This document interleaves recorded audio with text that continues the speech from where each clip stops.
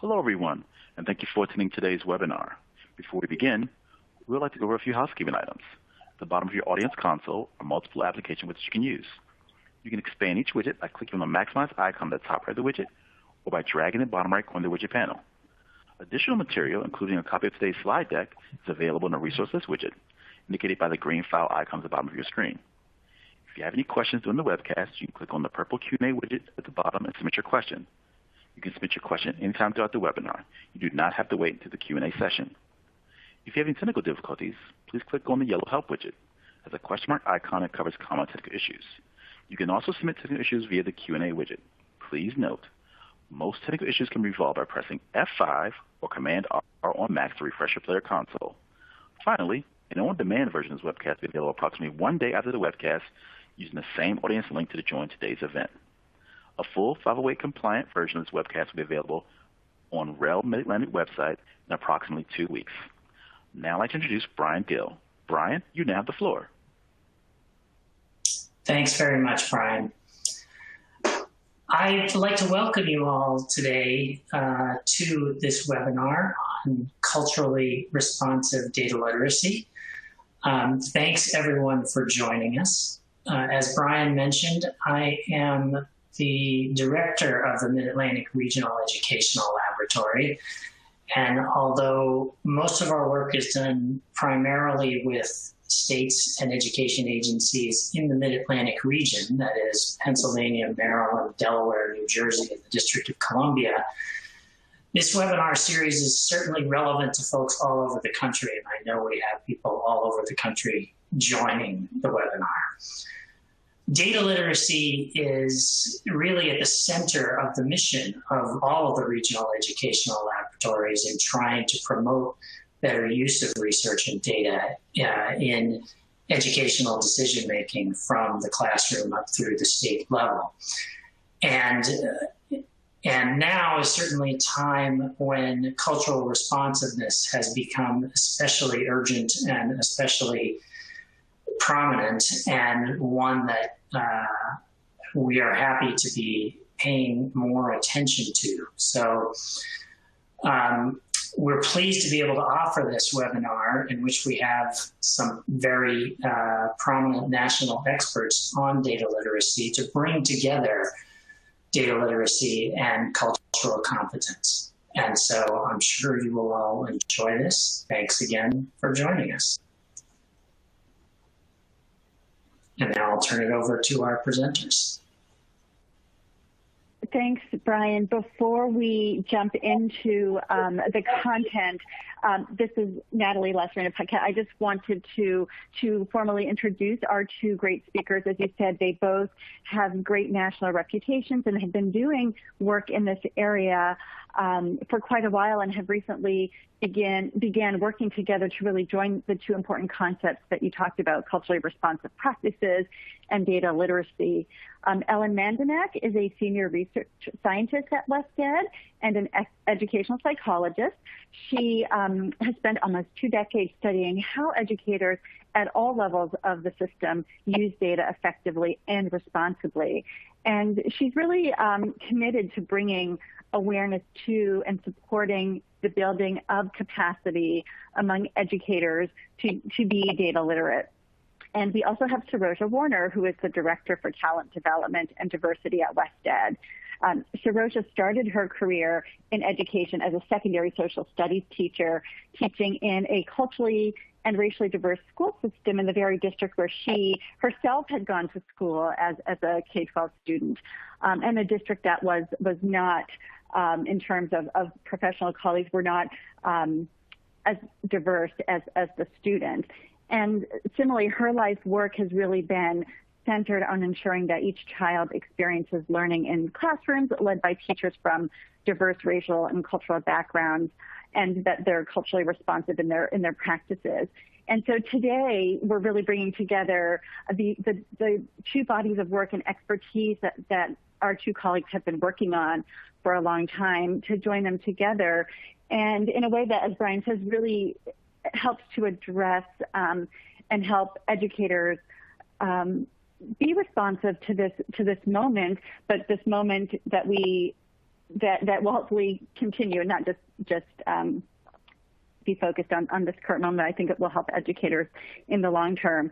So just before we move to the agenda, though, I want to reiterate a point that our colleagues Saroja and Ellen gave a webinar in the spring on a similar topic. It was on the topic of culturally responsive data use, but the focus was really on pre-service teachers, for teacher preparation programs, on how they might prepare teachers. And today we're really tackling the same topic, but with a focus on in-service teachers and teachers currently in the classroom and districts around what this would look like in the classroom, what teachers need to consider, what districts need to consider. So I think you'll come away with lots of good ideas and tools for tackling or for addressing cultural responsiveness and data literacy. So if we can go ahead to the agenda, I'll quickly walk us through the agenda before we turn it over.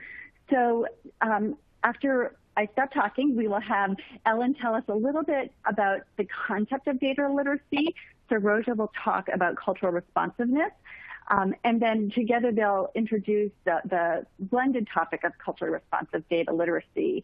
They will also try to really ground the content in teachers' everyday practice by sharing sample scenarios and some guiding questions for practitioners and leaders to consider when they're doing this work, and to take back and to continue to engage in this work in their classrooms and with their colleagues. So next slide, please. So I don't want to belabor the point. As Brian said, we're in a very sort of unique moment with the pandemic, the increasing calls for racial equity and cultural responsiveness in teaching, and just wanted to say before I turn it over to Ellen that that this just, I think, illuminates the timeliness and importance of this topic and the need to be responsive to individual students' backgrounds. So I will turn it over to you now, Ellen, and happy to hear what you all have to say. Okay, next slide, please. Hello, everyone. I'm Ellen Mandinach. I'm in Scottsdale, Arizona, where it's only 97 degrees, and happy and honored to be with you all. As Natalie said, we had done a prior 2 events, actually, on teacher preparation. And what I want to make very clear about the whole topic of data literacy is that this is an area where educators must be introduced in their pre-service and then have it sustained through the professional learning trajectory throughout one's career. So introduction at pre-service, but really where it takes hold is in the work that you all are doing right now in your schools and districts. I also want to bring note that I always have a relevant t-shirt on, and I've got my Got Data t-shirt on, because right now we're all bombarded with a plethora of data, and even more so now under the circumstances of COVID. Data that no one really knows how to deal with, particularly to keep them confidential and private and hold all data ethics together. So let me begin just by talking a little bit about what is data literacy, why it's important, and step you through some of the skills and knowledge, what my husband calls, it's 50 some odd skills and knowledge, but my husband calls it the 50 shades of data. There has been a change. You all know that having data is important. You can't just go with gut reactions, anecdotes, so on and so forth. And what colleagues and I did maybe about 10 years ago was start to understand what does it mean for a teacher to be data literate. And many of the topics that are at the bottom of this slide are topics that you all have come in contact with in your preparation. So your content knowledge, your pedagogical content knowledge. When we start talking about knowledge of context, knowledge of learners, that becomes important when we talk about the culturally responsive aspect of it. Next slide, please.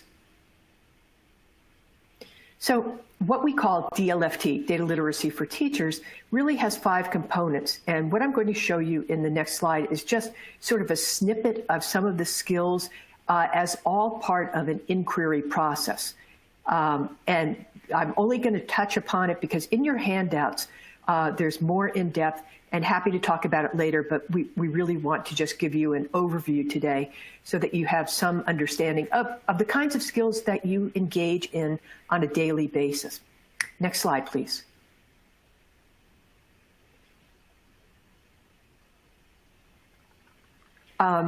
So just a quick comment about why this is important, why we're even having a conversation about this. The need for evidence is important.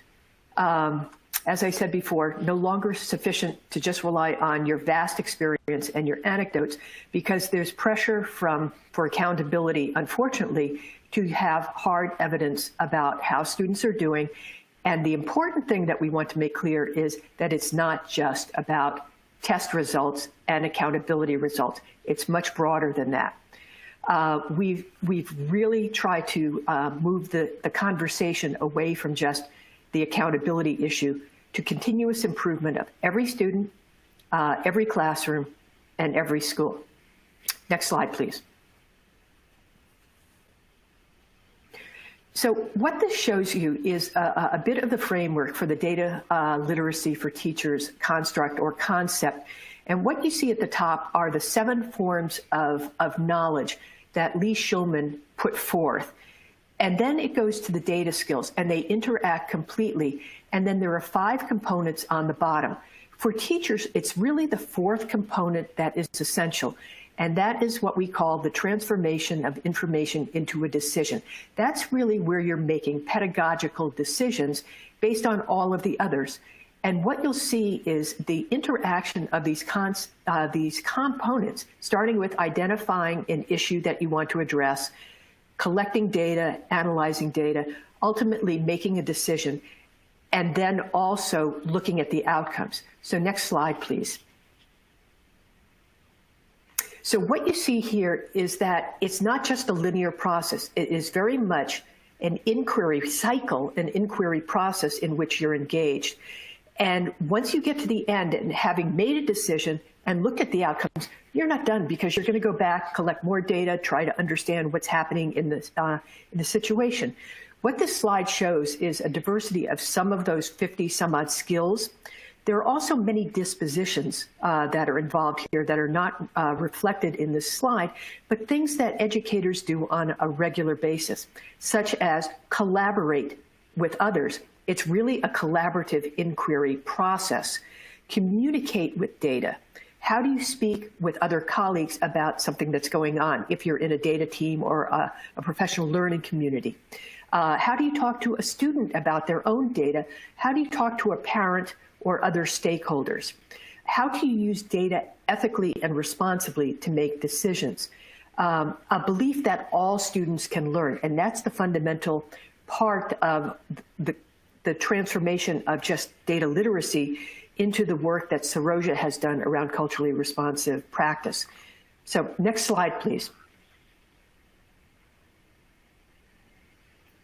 Natalie, over to you.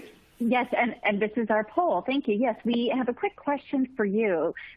Now that you've heard the introduction, does your school or district help their educators to be data literate? We'd like to hear from you. Take a quick second and select yes or no, and we'll see where everybody is in just a second.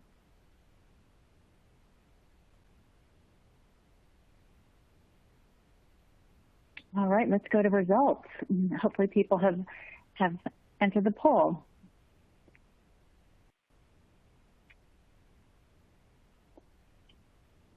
All right.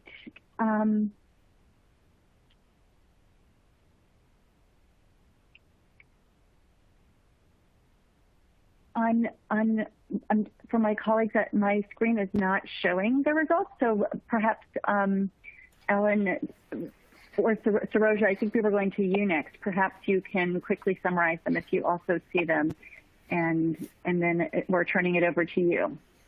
Sure. So I see that 68.3% of folks responded yes, 31.7% responded no. Ellen, this is a bit surprising to me, actually. I see you nodding your head. What surprises you about this before we move on? I will ask some input from the chat, because I always do this when I speak with educators. Since so many people have said yes, that the districts have helped about data literacy, is it really about test scores only, or is it about diverse sources of data? Because that really makes a difference. I would also ask for the third of, about the third of the audience, when they say the districts have not, think about, as we move forward, what your districts can do, especially after you hear Saroja talk about the culturally responsive practice, and then how we have put together these two concepts.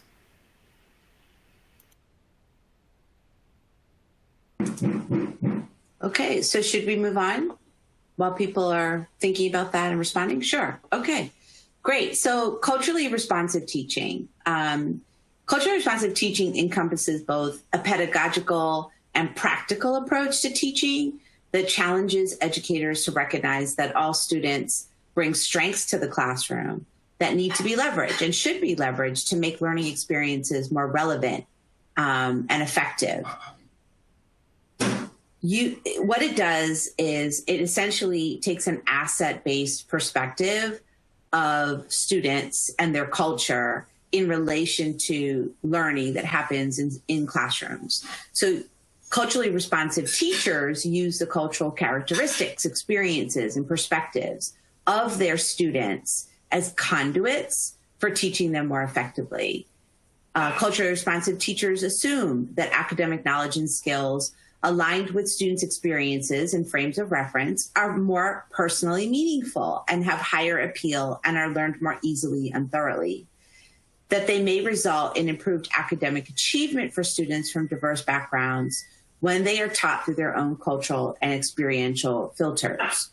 Essentially, culturally responsive teaching builds on culturally responsive pedagogy, or CRP, which was first codified by Gloria Ladson-Billings and refers to pedagogy that acknowledges, responds to, and celebrates the fundamental cultures that offer full equitable access to education for all students.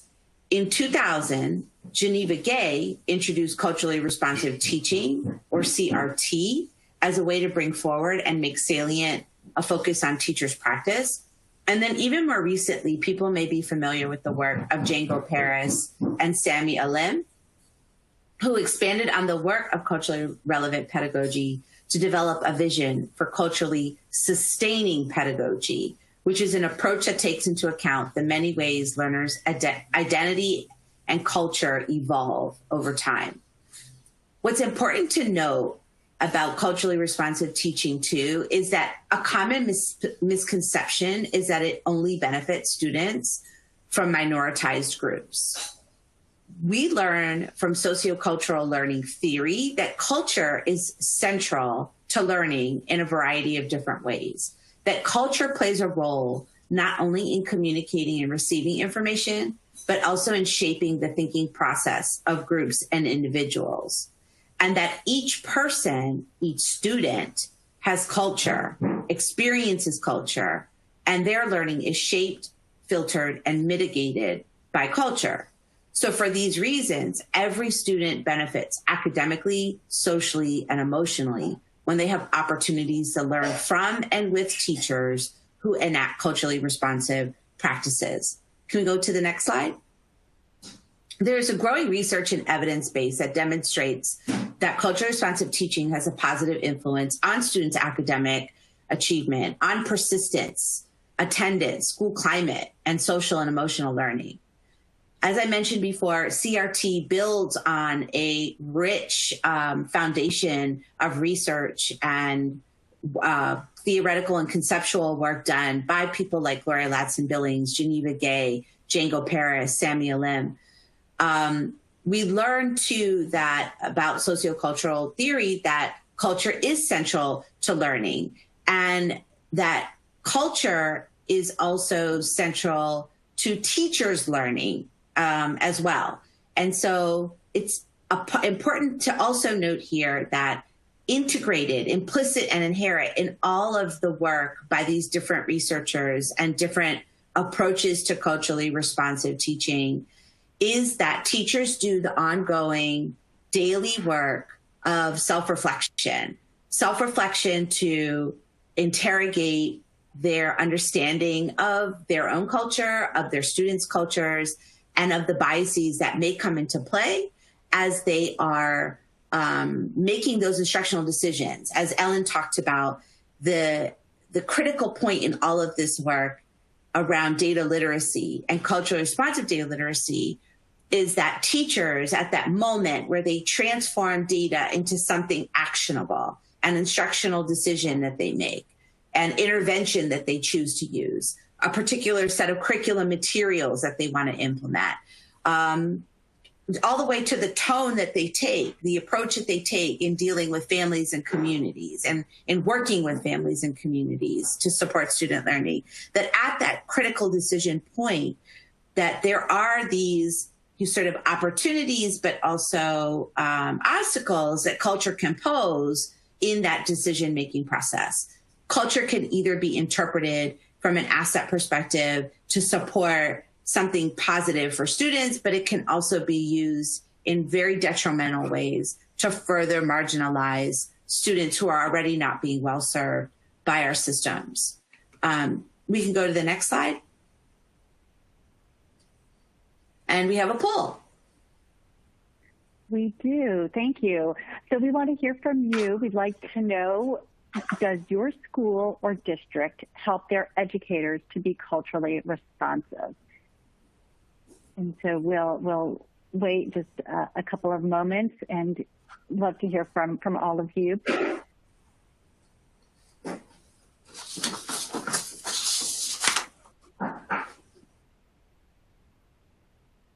Now that we've heard a little bit from Saroja around what this concept means, we can reflect on our schools and districts and whether they help their educators to be culturally responsive. Why don't we click over to the results, knowing that maybe not everyone's got a chance yet, but I see that a majority of those who were able to respond indeed agree that their districts or schools are helping their educators to be culturally responsive. I find that encouraging. 35% say no, and hopefully some of the content learned today might be especially relevant to some of those districts. So I think, Ellen, I'm turning it over to you to take us to the merging of our two key concepts. Okay, thank you so much, Natalie. I find those polls numbers heartening, to say the least. So I guess the question, as we have merged, and we're still struggling with the term of merger or transition of this, as we've developed the idea of culturally responsive data literacy, part of this is driven by the fact that in accountability, there's a deficit model. We talk about remediating a problem of practice, dealing with a student's weakness, not just their strengths. And what we're trying to do is turn the conversation to the positive, as Saroja mentioned, about capitalizing on students' strengths, their backgrounds. There have been other culturally responsive practices, webinars that have come out of the REL. And you've heard about, for those of you who've attended, you've heard much about it. But what we're really trying to do is take an asset-based model that looks at students' interests, assets, backgrounds, cultural strengths, learning strengths, and capitalize on those factors rather than go to the negative. And more importantly, to look at the whole child. And what this means is really, and where the data literacy part comes in, is thinking about the diverse data sources that an educator will use to be able to understand the whole child. And that may mean data sources like home background, transportation, homelessness, bullying, military status, many other factors that will impact what a student brings to their classroom. So next slide, please. I mean, we don't want to perseverate on this, but it is really important in CRDL. The deficit model is inextricably linked to accountability, and much of the research in the data realm talks about this. It further marginalizes the most talented students by solely looking at student performance data, particularly test scores. It promotes negative. In an asset model, as I've said, it takes a positive look. It addresses equity in a substantial way. And Saroja and I have worked very hard to think about how this model can be built upon to impact both teacher preparation and the work that goes on in professional development activities in schools.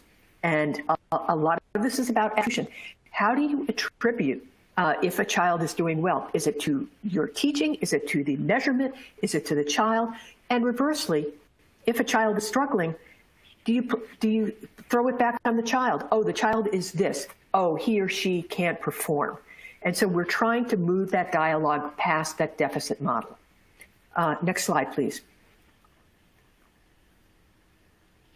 Over to you, Natalie, for yet another poll. All right, yes, and we do have lots of questions for you. And this one is, would you say that your school or district thinks that culturally responsive data literacy is an important skill set for educators? So we asked about data literacy, we asked about cultural responsive practices, and now we're asking whether your school or district thinks that the concepts put together, culturally responsive data literacy, is an important skill for educators. And we'll wait just a moment, and then we will look at the results together.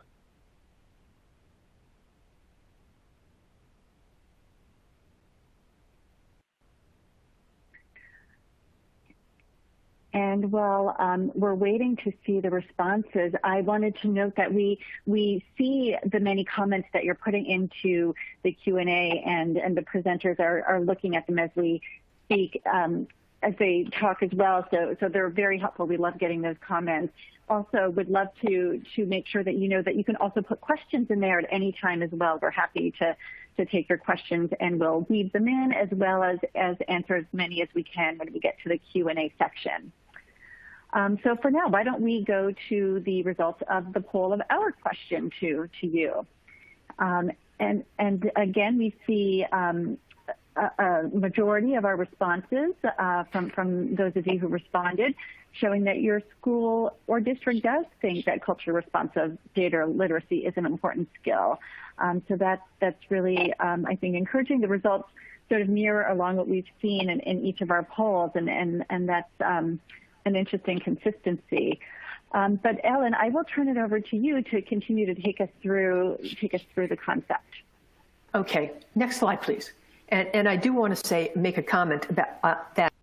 I'm going to go for the deficit. I want to focus on those individuals who say no, and our goal will be to try and convince you as educators, and especially those who are administrators, that this really is important. So maybe if we did a repoll of that, the numbers might change.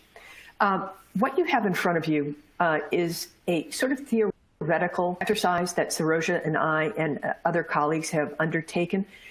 Obviously, what we hope out of this is that the majority, if not all educators, would be in that upper right quadrant, where they are high in culturally responsiveness and high in data literacy.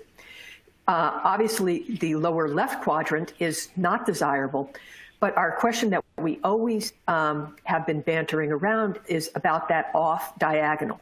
Can somebody be high in one and low in another? And a lot of that is about the theory of both culturally responsive practice and data literacy. So the purpose of this slide is to make you think about that, of how do we move from those other three quadrants to the upper right. Next slide, please.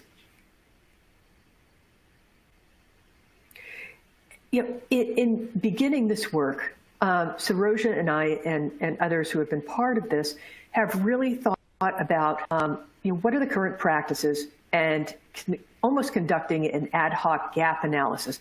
So hearing your responses from these 3 polls is really helpful to us to know where you sit. One question that we always ask is, are people aware and knowledgeable about these concepts? Are the concepts relevant? And what might happen in your district? And those to the 35% who said, no, not so much. If not, how might your school and district respond and become more adept at CRDL? So I leave that as a thought process for you all today. Next slide, please. Saroja. Thanks, Ellen. So next, Ellen and I are going to engage in a role play scenario. In this scenario, you're going to listen to a conversation between a supervising or master teacher and a more novice junior teacher, maybe even a student teacher candidate. The script for the role play is also available in the materials for this webinar, so you can feel free to just listen, or if you'd like to follow along in the script. I apologize for all that banging. We try to bring our best full selves to these professional endeavors, and then life has to happen around us. So the purpose of the role play, though, is to demonstrate how to support the development of a culturally responsive, data literate inquiry orientation. So through this conversation, we hope to provide a scenario for analysis, but we also encourage everyone to use the script itself and this activity in professional learning activities in your own schools, in districts, and if you're working with teacher education programs and teacher ed programs as well. Next slide, please. So I'm going to just set the context for this scenario that Ellen and I are about to play out next for you. Saroja, that would be me, is a fairly new teacher at Martin Luther King Jr. Middle School, located in an urban school district in the Northeast United States. She's currently teaching 7th grade geography in a class that includes a number of students who have IEPs and who are also English language learners. Many of her students receive free and reduced meals and rely on public transportation to get to school each day. Sorry, I'm trying to ignore it myself. Today, Saroja is meeting with her supervising teacher, Ellen, to discuss a challenge she's been experiencing with one particular student in her class, Leslie. Students in the class came to her accusing Leslie of stealing food from their lunches. Additionally, a colleague told Saroja that she saw Leslie taking items out of the refrigerator in the staff lounge. So we're going to go ahead and start. Okay. Okay. So I should go over the questions first. Sorry. With this. Thanks, Ellen. So sorry about that. Next slide. Yes. So as you listen to the presentation, we have 2 questions for you to consider, to sort of think about. One question is, what questions are being asked that reflect culturally responsive data literacy? And the other question is, what examples do you hear during the conversation of culturally responsive data literacy? And so for folks that are on the webinar can see the slides, this slide will stay up so you can be reminded of the questions as you listen to us go through the role play. For folks that are not, hopefully I think the deck might be in materials that are distributed and you'll have access to those. Okay, so now I think we're queued up. Yes? Okay, we're queued up. And, all right, and I just want to say as a preemptory, the idea for this came from research that a colleague of mine at Texas Christian University did about a situation just like this. And then we played off of it into looking at this from the perspective of culturally responsive data literacy. So thank you to Joe Jimerson down there. So let me begin. What can you tell me about Leslie to help understand her struggles and your struggles? Well, Ellen, Leslie's generally a good student. She's usually responsible and respectful. But in the last week, she started acting out. Some of the students in the class have also accused her of stealing food from their lunches. And another teacher told me she saw her in the staff lounge earlier this week, taking stuff out of the refrigerator. That behavior just seems inconsistent with what I generally observe about her, and it's confusing me. I don't understand what is going on with her. Okay, so what else can you tell me about Leslie? Well, she hasn't had any behavioral issues that I know about until this. She seems to get along well with her peers, but she's often quiet. I guess I'd call it introverted. She's not a social butterfly among her female peers who, you know, they tend to be, you know, as teenagers, pretty social. Okay, so tell me why you characterize her as introverted. Well, I mean, I think of introverted as someone who doesn't talk much or engage with other people unless someone comes up to them. So don't get me wrong. I mean, she interacts with me and her peers, but she's not the one that starts a conversation.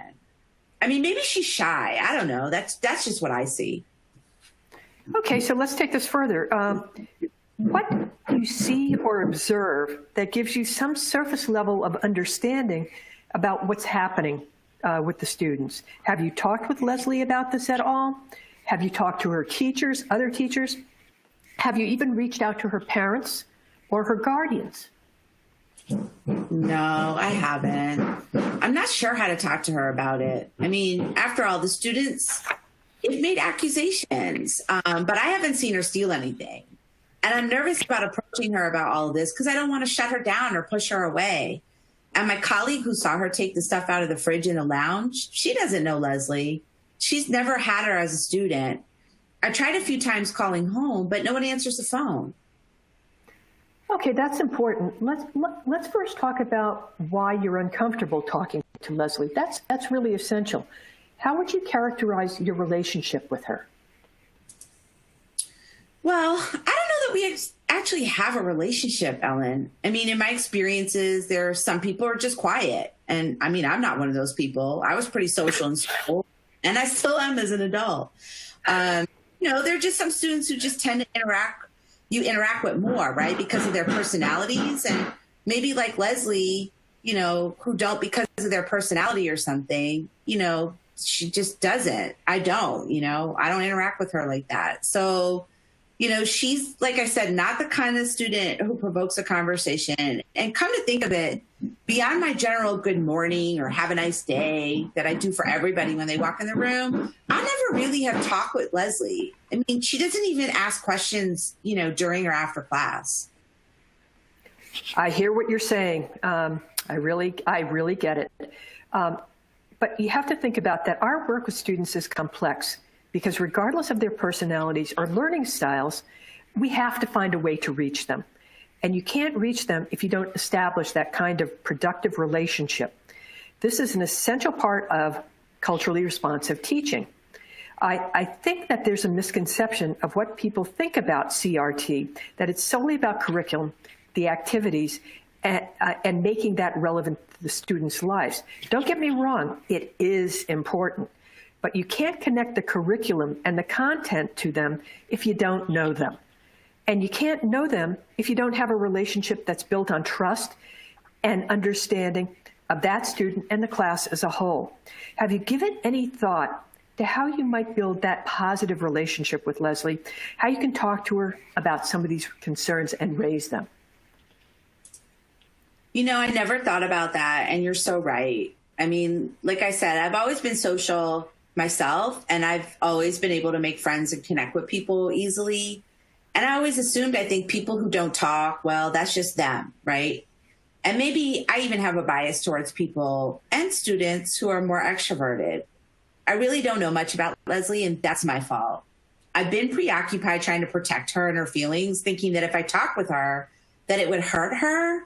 And at the same time, writing off her lack of engagement with me as just her personality.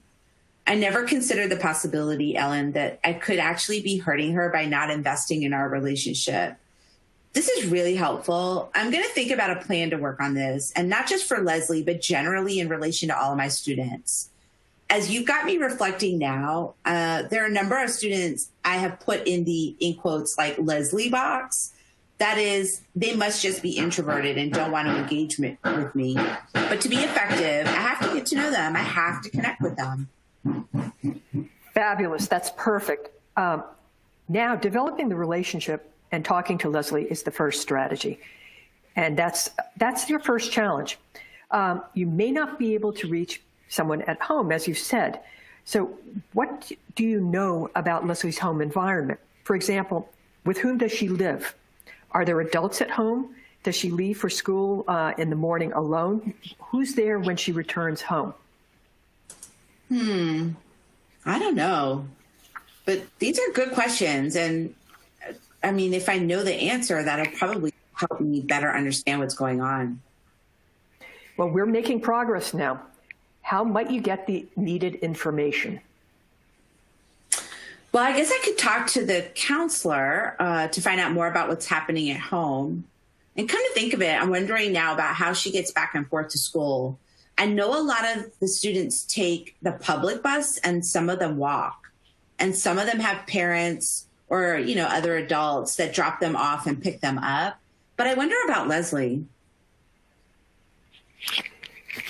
Well, good thinking so far. You have me wondering now, since Leslie is stealing food, so to speak, does she receive free and reduced lunch here at school? Any idea about that? That is a very interesting question. How would I find that out, Ellen? Good question. Who does? We should find out. It's possible that there could be somebody there that might help us to understand what's happening with Leslie, perhaps her actions, her behavior issue, or maybe it's food insecurity. And that's the challenge that we're going to have to help her to manage. So this is the end of the scenario. In your packet of information, we have a conclusion and we have a debrief. Saroja, you want to work over some of that, because what we're trying to do is give everybody a sense of what kind of dialogue around the kinds of questions, the kinds of data that you might be needing to address an issue like this, even though, you know, stealing food may be, you know, originally thought of as a behavioral issue, but it might not be. It might be something more as a root cause. Yeah, that's absolutely right, Ellen. Yeah, absolutely. And the materials, as Ellen said, you know, it's not meant to be a cliffhanger, right? Like there is a closing of the loop on the role play in materials about what Saroja and Ellen do together to better support Leslie and to get information that can help them. There's also some bullet points in the materials that can be used as a debrief to really look at, you know, sort of analyze like what happened during that conversation. What are the examples of CRDL that play out? Some of them include things like this probe in the conversation to look into the root causes of the behavior, going beyond, I think, the assumption that Saroja may have been jumping to with the limited information that she had. Going beyond the obvious explanation or assumption, utilizing the asset perspective of the student. You know, when Saroja talked about, well, she's a good student, recognizing that the behaviors were inconsistent. You know, Ellen really prompting her in that conversation as the more master expert teacher in that relationship about, you know, the different sources of data, you know, and who would you go to find that information out? And even the exploration, you know, it's certainly a role play and it comes across maybe superficial in a role play, but the idea of really challenging misconceptions or preconceptions that people have about students, about other people that are different from them. In this case, you know, it was a sort of simple sort of difference related to personality type, right? Saroja talking a lot about, oh, well, she just seems to be an introvert, right? But as all of us can appreciate that there are so many instances in schools and classrooms today where that difference is much more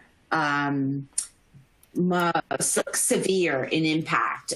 Things that are related to race and culture and bias, and are rooted in like the historic inequities in our country.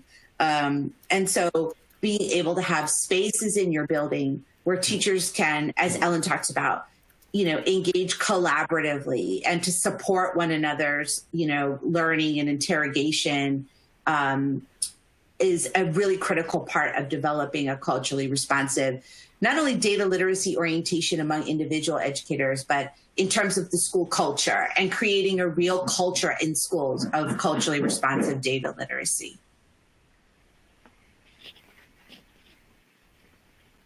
I think we go to the next slide. So there is in the materials as well a second scenario, and in the interest of time, we're not going to work through it with you, but wanted to flag that there is a second one.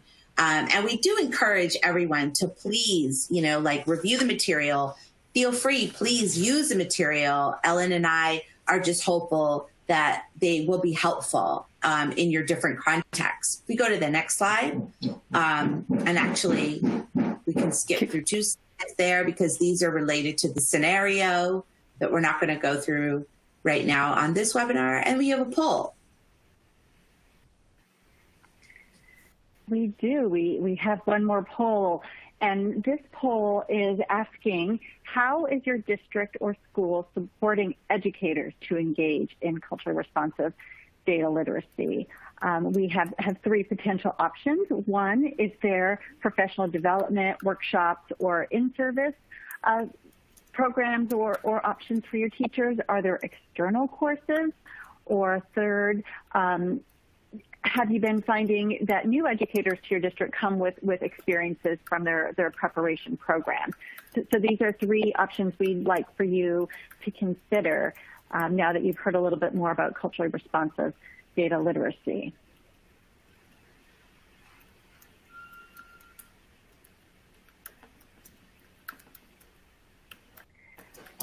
And so thinking about that scenario and thinking about the cultural responsive data literacy in that sort of broad conception of data and really thinking about students' unique situations and backgrounds.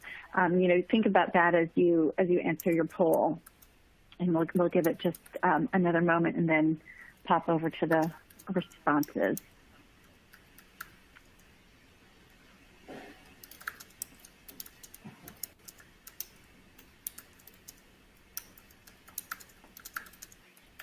And I know I think we said about 65% of the districts and schools were, in the last poll, were supportive. And so it will be interesting to see what are some of the supports that have been provided.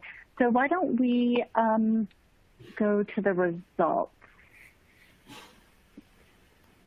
And we see that a lot of the responses are around districts providing professional development workshops or in-service activities or supports to teachers, and this isn't surprising for me, but it helps. It's interesting to hear and to see what that variation is. And about 40% of the respondents noted external courses, and I'll be curious to know, are these external courses that teachers are taking on their own initiative, or educators are taking on their own initiative, or ones that the district is asking their educators to participate in. And then a small percentage are noting that they are seeing their new educators to their schools or districts come with experience from their preparation program. So that's all very interesting too. So yeah, definitely great feedback around how things are changing in the field. But Taroja, I will turn it over to you for the next slide. Thanks a lot, Natalie. So again, another resource that is in your handouts that we want to call your attention to is one titled CRDL Guiding Questions. The resource contains a list of questions that can be used to help teachers develop and strengthen their culturally responsive data literacy orientation. Remember that CRDL teachers seek a broad range of data sources about students as learners in schools and as humans with personal histories and unique experiences and identities, and engage in ongoing self-reflection to identify and interrogate bias in the ways they analyze and interpret information used to understand students, both their assets and their needs. The questions in that resource fall into 3 categories, or what we call information domains, and were developed to help support teachers' self-reflection about their biases and cultivate a culturally responsive data literacy orientation. We can go to the next slide, please. Developing a culturally responsive data inquiry orientation is supported when teachers practice identifying, exploring, and interrogating a variety of data across 3 key information domains. 2 domains are clearly student-centered and focus on gathering data to inform an understanding of the whole child, drawing on information about their in and out of school experiences and needs to inform teaching and learning. One is we call academic performance and schooling experiences. In that domain, examples of the data include information about the student from formative and summative assessments, observations of student performance in classrooms and schools, documented and informal records of student interactions with peers and adults in school, and student testimonies and perceptions, including experiences with, say, bullying. Personal story and experiences. Examples include information about the student's life outside of school, living conditions, access to healthcare, food, and transportation, traumatic experiences, and how they identify. For example, sexual orientation, race, culture. And so these 2 information domains are really critical. Like, there's a lot of data in those 2 domains about their academic and schooling experiences and their personal stories and experiences that should be accounted for, that should be collected and considered as a part of the decision-making process to design the best instructional experiences, learning experiences for children, for students in school. The 3rd information domain is the one I keep sort of talking about, and that is this examining and interrogating bias, which is much more teacher-centered, right? In this domain, the focus is on the teacher's continuous interrogation about their practice, how they see students, and biases that influence their choices, what data to collect and how they interpret those data, as well as the instructional materials and activities they implement. In this domain, the teacher's not collecting data, but rather is questioning assumptions they may have as they make sense of data collected about students.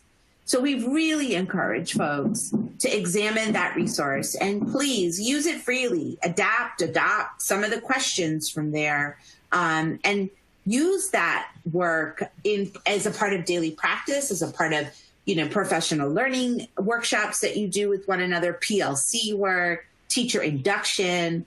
I think that one of the things we've learned in our work together, Ellen and I, is that, one, there is really power when you work with diverse teams of people around a common objective. You just get stronger, you get better, and you need to keep sort of this inquiry orientation front and center, right? Like, what are the questions we should be asking all the time as a way to continue to push ourselves to be the best and provide the best for each and every student that walks into our door. Next slide. So let me take a shot at what you all can do in your district, but I also want to recognize the many questions that have come up, and we'll address them more later. A lot of them are about, how can we go to an asset-based model? How do we get away from a deficit model? What are the data sources that, the diverse data sources that we've been talking about? And Saroja just mentioned, in the handout about these 3 kinds of guiding questions, that there will be a lot of emphasis on the kinds of thought of what data sources, short of the ones that you normally think of as a teacher or an administrator, might reflect on understanding a particular student or students more generally. So what can districts do? They can think, and questions were also relevant to the polls about what your schools and districts are doing. Recognize the importance of culturally responsive data literacy. Introduce it, reinforce it for administrators and teachers, lead teachers to model the behavior. Leadership emphasizing, talking about it, especially in schools with diverse populations, to think about how you reach all children, literally across the continuum. Working with your local teacher preparation programs that if they've got practice teachers coming into your schools, I don't want to say indoctrinate, but help them to induct them into the thinking about how CRDL is really important. And you are the educators. You are in the trenches all the time. We want to hear about what else you think the role that a district can play that might help this move this forward. So next slide, please. And again, we will ask you to think about the next two slides and throw things into the chat function as you might. And I've been reading many of the questions and trying to integrate, and we'll get to questions in a moment. But think about how your district can support data literacy on its own, not just assessment literacy, how to support culturally responsive practices as Saroja outlined them, and then the linked together construct or concept of CRDL. How can every teacher who's on the call infuse these ideas into your teaching practice, and the same with administrators as you work in your school to support your teachers? Next slide, please. And similarly, some final considerations that we would like you to, as a takeaway for you. What will it take to get this concept into your school or district? You've already answered whether you think it is important, and most say yes, or there are still some that I think we need to convince a little bit, and we're happy to work with you to change that mindset. But what might be the ideas around CRDL that are particularly useful given the situation that we all are faced with? It's, as Natalie said in the introduction, the pandemic has created unique, unprecedented situations for everyone in education. How do we reach out to the children who are most impacted because they may not have Wi-Fi and connectivity, they may not have the technology, they may not have the parental support at home to work with you as educators? So we need to be sensitive to those home circumstances, and that's very much part of CRDL.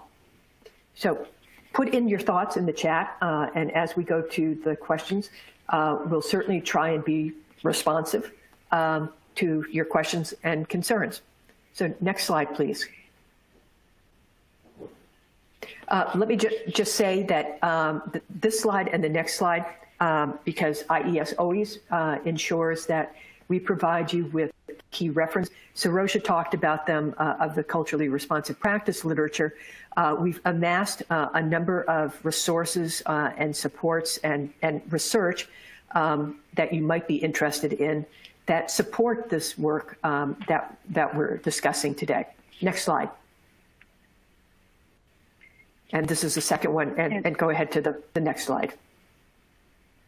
And I think we have our questions and answers there. And I think our slide says to put your thoughts or questions in the chat. We really need to put them in the widget that says Q&A, and many of you have discovered that and have been putting some questions in there. Ellen and Saroja, a couple of questions that have come up. As you said, some of them were really about clarifying an asset-based approach, like how do you shift from that deficit to the asset-based approach, and wondered if you might talk a little bit more about that. We had a couple of questions about that asset-based approach, and if you can clarify a little bit around an asset-based approach and what it might include, what it might mean in terms of some of the data that you might be looking at. Well, let me take a first shot and then do a baton pass off. There's literature around the use of attributions. So if you're looking at a child, and the child I'm going to use struggling in this instance, you need as an educator to think about, did I not teach it properly? How might I improve my instruction? Is it based on that the assessment or the means of observation is not effectively capturing what a student knows or doesn't know? Or are you throwing the attribution to shaming and blaming that it's about the child, that the child can't learn for a reason or whatever? So turning the conversation away from the shaming and blaming of the child is a way of moving from a deficit model to an asset model. But it's a hard mindset, because even as I introduced the data literacy construct, I always used to, before Saroja and I started working, so everyone can learn. She's helped me to modify my behavior. I always used to say, remediate a problem with practice, remediate a student's weakness. And now I don't talk about that. It's about capitalizing on strengths, understanding what a child brings to the classroom, and capitalizing on those interests, those assets, those motivations, and such. Saroja? Sorry, it took me a second. I was actually trying to respond to some of these questions in the Q&A. So many good questions. It's interesting because the last comment I saw about, it sort of reminded me, I can't remember who it was, put it in there about the, throwing the baby out with the bathwater. So we're certainly not saying that, in taking an asset-based perspective about students, that, all summative tests, or assessments are an evil, right? That they're necessarily evil, that they are provoking a deficit-based perspective of students. We're certainly not saying that. I think what we're trying to explain is that, it's very important. It's just like, I hate this metaphor, but I'm going to use it anyway, because I think people understand it. It's when you go to get medical attention, help, and the approach is not to just rely on the results of a blood test or the results of, your temperature or your blood pressure to make a diagnosis. That what they do is they collect, right? The medical folks collect a variety of different information from you. They want to know your history. They want to know, obviously run some diagnostics on you in the moment. But they also want to know, what medicines are you taking? What's your diet like? What are you eating? What, of late, there's a real focus on trauma, how are you feeling? What are your stress levels like, and how that's impacting your body? And so I think what we're advocating for here is something similar, is that in our work to advance educational equity, and particularly for our students who are not being well served by systems. I use the term minoritized because it's just really all encompassing and recognizes the obstacles of systems, of social inequalities and economic inequalities on groups of kids. But whoever the children are that we're talking about who are not being the best served, right? Like, how do we bring all of the best information together to then inform the path forward, right? And so I was actually just looking at one comment someone made about this role play. The conversation seems long. Why don't you just give the kids some food? I hear you, right? Like, I was a teacher and I had those kids and I had snacks in my room.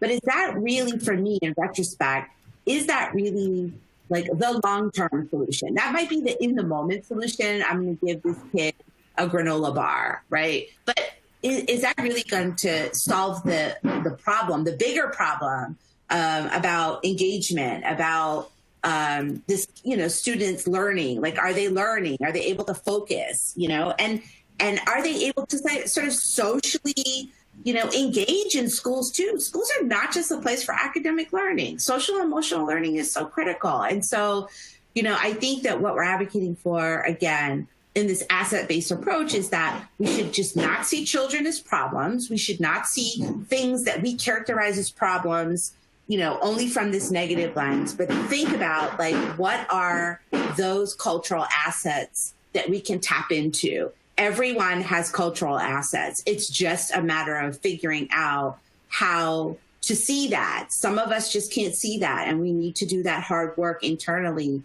around our own expectations of children, of people that are different to us. So. Yeah, that's all very helpful, and we do have quite a few more questions in the chat. We definitely won't get to all of them. One that I that I think really resonated or is reflected around a couple of the comments might be if you might be able to share one or two things that a teacher could do today to be more culturally responsive when using data, when maybe using some of that summative data, some of that quote unquote harder number data. Is that something either of you might be able to reflect on?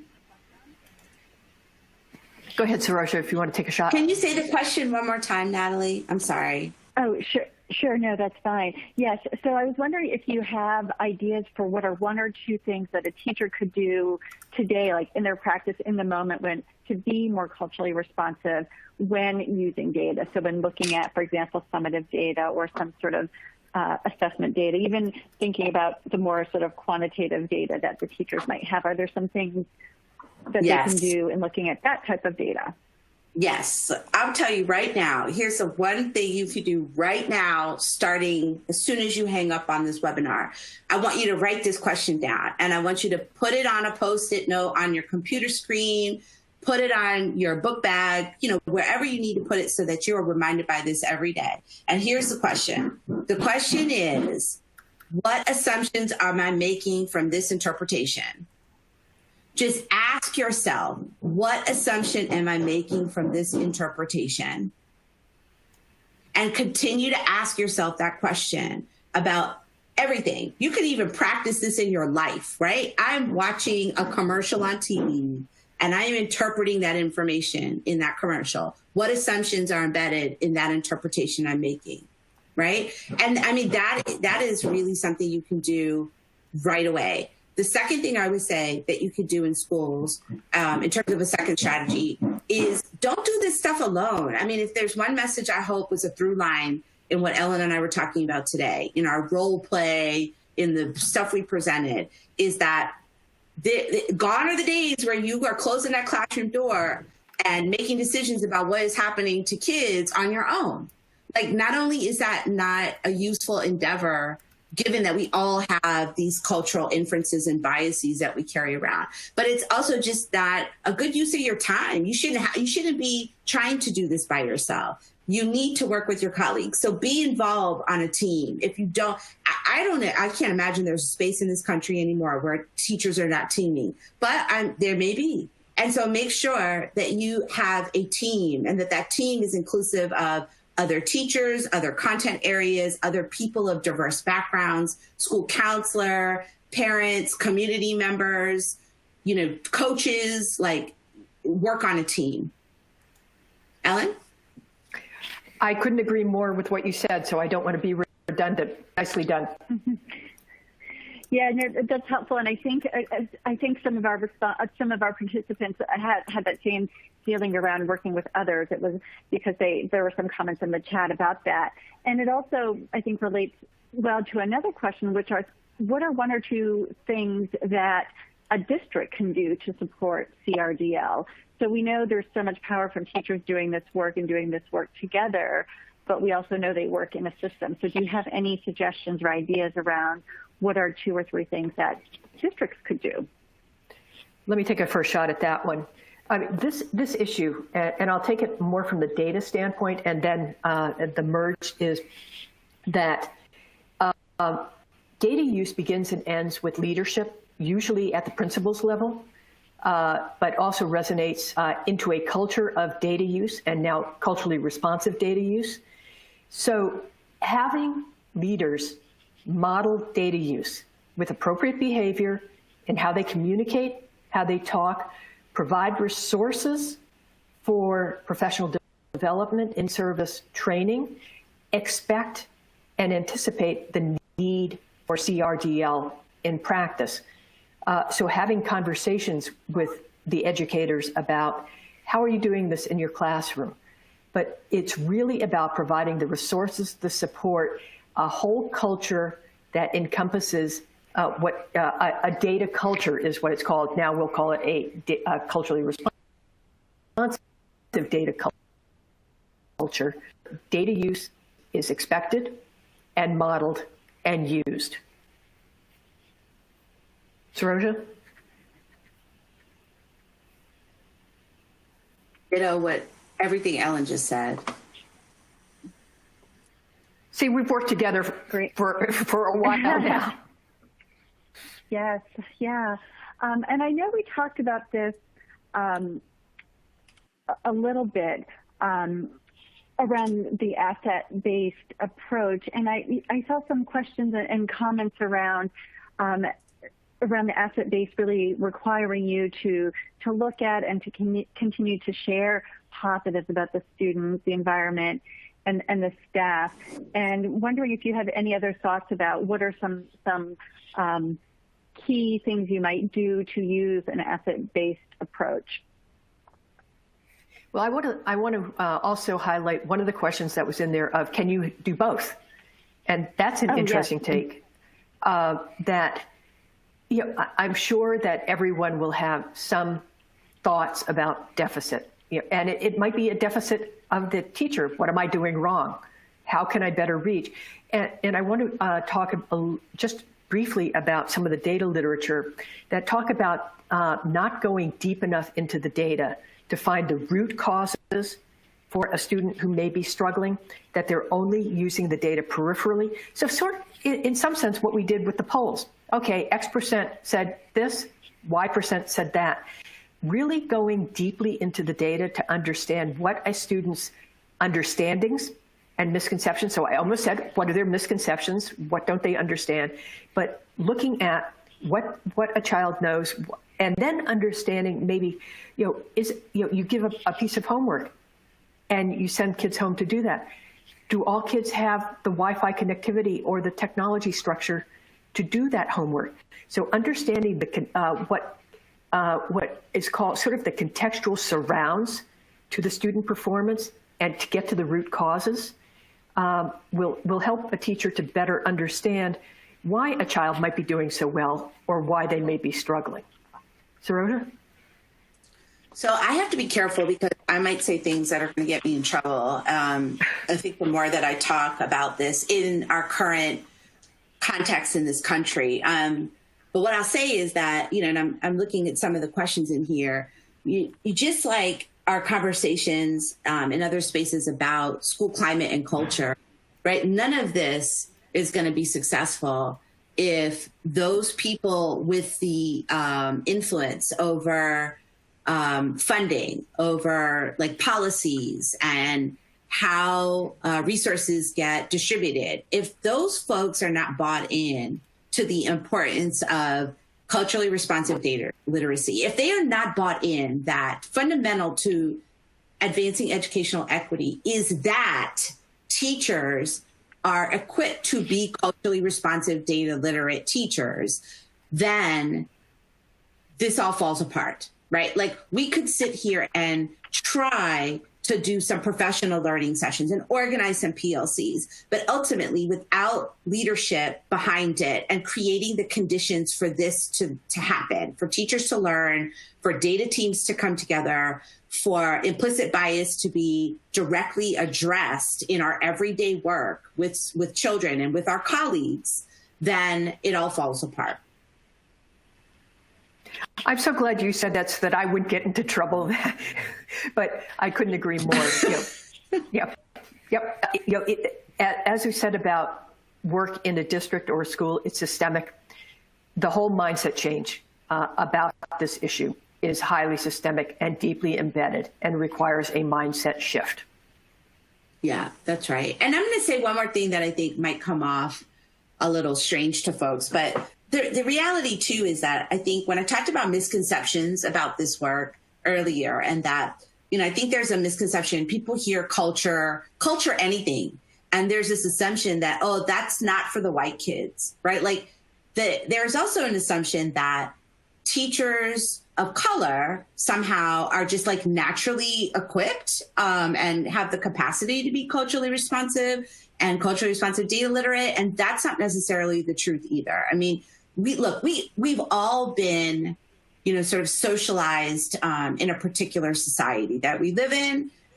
We are all, to use some language from my colleagues in this space, we've all been colonized. And so we all need to be kind of reprogrammed. Like I was just reading this book and the author drew on the metaphors of The Matrix, one of my favorite movie series of all times for so many reasons. But it's really that there is this wiring that we all have because of the dominant culture and norms that we've all been brought up in. And we have to address that influence that all of that sort of acculturation, assimilation, socialization has had on us and how it impacts the way that we think about and interact. Like I said, not just with students, but our colleagues too. And we're all sort of like in that space together, that as a woman of color, as a Black woman, I need to continuously like strengthen those muscles to interrogate my own bias, as much as my colleagues, Natalie and Ellen, who would probably, you know, identify as white women. We all have to do that work. Yeah. This could be the start of a whole other conversation, but I am just mindful of the time because I know we're ending at 3:15, and this won't do justice in the closing, but I do want to thank our presenters for the thoughtful discussion, and our participants as well for staying with us, for putting questions and comments in the Q&A. Our presenters, as you can tell, have read them, and we will also continue to do them. Don't forget the materials are available for you to download. This webinar is recorded, and we really, really ask you to take a moment to complete a very short feedback survey for us. It's one that we do use the results, the data from that poll, from that brief survey, to inform our work, and the Institute of Education Sciences, the REL's funding agency, also does so, and so we really do use it. So thank you for that. Our contact information is here. Definitely look for more resources, and thank you all for coming again today. So Brian, did you push out the poll for SFS for everyone? Awesome, thank you. Thanks everybody.